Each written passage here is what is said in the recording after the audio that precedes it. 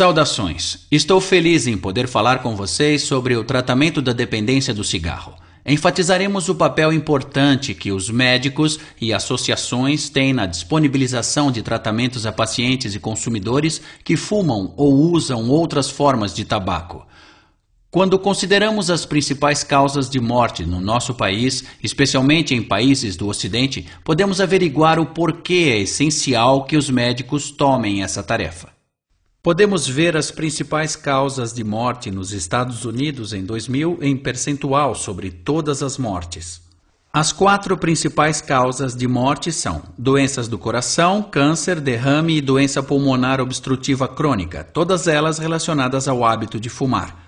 Agora podemos ver dados sobre o percentual de todas as mortes relacionadas aos fatores de risco dessas e outras doenças. Essa informação foi publicada pelo JAMA, Journal of American Medical Association, num artigo de 2004 e numa carta ao editor de 2005 dos investigadores nos Centros Americanos de Doenças de Controle e Prevenção, que se referem a esses fatores de riscos como sendo a verdadeira causa de morte. Podemos ver o tabaco encabeçando a lista, responsável por quase 1/5 de todas as mortes dos Estados Unidos, seguido pela malnutrição e pouca atividade física, além do abuso do álcool. Descobrimentos similares têm sido feitos em países do Ocidente sobre doenças crônicas e fatores de risco que estão aumentando nos países em desenvolvimento. Como mostra este slide, existem mais de 1,2 bilhões de fumantes no mundo, mais homens do que mulheres. Essa disparidade tem diminuído por anos nos países desenvolvidos e está ocorrendo mesmo nos países em desenvolvimento. Em parte porque elas são mais atingidas com o estilo da propaganda ocidental, justamente feita para elas. Esse slide também mostra que há mais fumantes em países em desenvolvimento, em amarelo, do que em países desenvolvidos, em azul. Essa tendência dos fumantes nos países em desenvolvimento deverá continuar, a não ser que campanhas de controle ao tabagismo sejam fortalecidas. O consumo global do cigarro tem aumentado consideravelmente, como mostra este slide, excedendo 5 trilhões de cigarros por ano e com previsão de atingir 9 trilhões no ano de 2025. As mortes causadas pelo tabagismo têm seguido tendências do consumo do tabaco. Neste slide, podemos ver que as mortes atribuídas ao tabagismo cresceram mais rapidamente entre 1950 e 2000 em países industrializados, com 2,1 milhões de mortes no ano 2000. Mas a taxa de mortes causadas pelo tabaco e o número de doenças relacionadas ao tabagismo em países em desenvolvimento atingiu esse número com o rápido aumento do uso do tabaco nos anos 80 e 90. Os países em desenvolvimento representam 70% das 10 milhões de mortes previstas para 2020 pelo uso do tabaco. Agora vamos ver qual é o papel dos médicos em tratar esse problema. Acho interessante analisar o progresso já alcançado com o engajamento da comunidade médica na oposição ao tabagismo, pois essa não foi sempre a realidade. Nos anos 40, a companhia de tabaco R.J. Reynolds utilizou médicos em uma enorme campanha publicitária, dizendo que mais médicos fumam Camel do que outras marcas. Essa informação está baseada em uma pesquisa feita com mais de 100 mil médicos. Estes slides mostram 2 propagandas daquela campanha. O da esquerda mostra que médicos particulares fumam Camel. Ironicamente, o número de médicos particulares tem diminuído consideravelmente nas últimas décadas e nos próximos anos esse tipo de médico pode desaparecer. A propaganda da direita celebra o número de mulheres entrando nessa profissão nos anos 40. Nesse próximo slide, a propaganda da esquerda é direcionada a jovens médicos em treinamento. Já na da direita, vemos 3 médicos que estão observando um novo método de uso da penicilina. A campanha publicitária incluía anúncios de televisão. Vamos mostrar um deles agora. Se você fosse seguir um médico ocupado em sua rotina diária de visitas, acharia bem difícil acompanhá-lo. Um intervalo para muitos desses profissionais normalmente significa o tempo suficiente para desfrutar de um cigarro.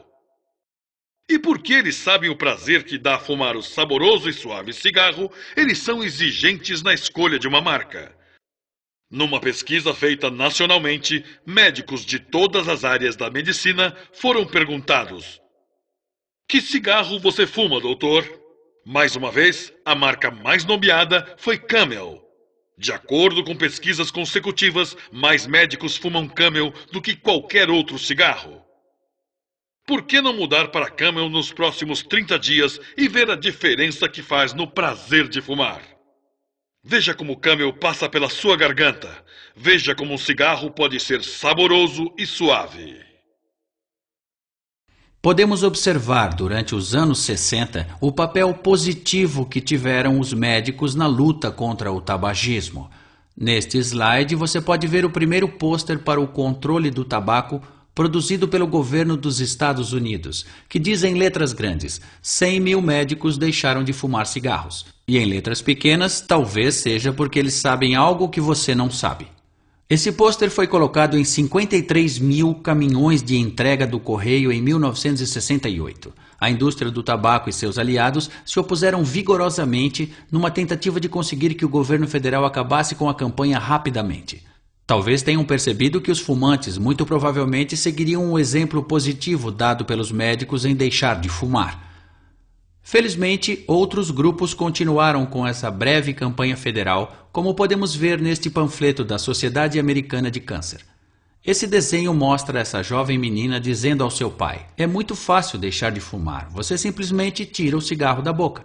E deixar de fumar é bem mais difícil do que isso, em grande parte pelos componentes viciantes dos cigarros. Mas temos tratamentos psicológicos e de comportamento disponíveis para ajudar os fumantes a parar. Este slide mostra os resultados de um estudo conduzido pelo Dr. Michael Russell e alguns colegas britânicos e publicados no British Medical Journal em 1979, baseado em uma pesquisa de clínicos gerais. Os pacientes dos clínicos gerais foram divididos em 4 grupos: grupo de controle, que não sofreu nenhuma intervenção, outro grupo de controle, que recebeu somente um questionário, um grupo de intervenção, que recebeu conselhos para deixar de fumar, e por último, um grupo que recebeu uma intervenção mais intensiva, incluindo conselhos para deixar de fumar, um panfleto e uma advertência de que seriam controlados no futuro próximo. Você pode comprovar que a fração de pessoas que deixaram de fumar no controle após um ano é quase linear com a intensidade de cada intervenção aplicada, passando de 0,3 no grupo de nenhuma intervenção a 5,1 no grupo de maior intervenção. Quando você multiplica essa diferença numa população mais ampla, o impacto sobre a saúde será significativo. Com os tratamentos agora disponíveis, incluindo os medicamentos e aconselhamentos médicos, essas taxas atingiriam de 25% a 35%. Então, o impacto de intervenção baseada em provas será muito mais substancial. Em maio de 2008, o Serviço de Saúde Pública dos Estados Unidos lançou uma versão atualizada de seu guia prático para o tratamento do tabagismo e sua dependência. Está baseado em mais de 8.700 artigos e é uma versão atualizada da edição publicada em 2000. Ela está disponível no site que vemos abaixo.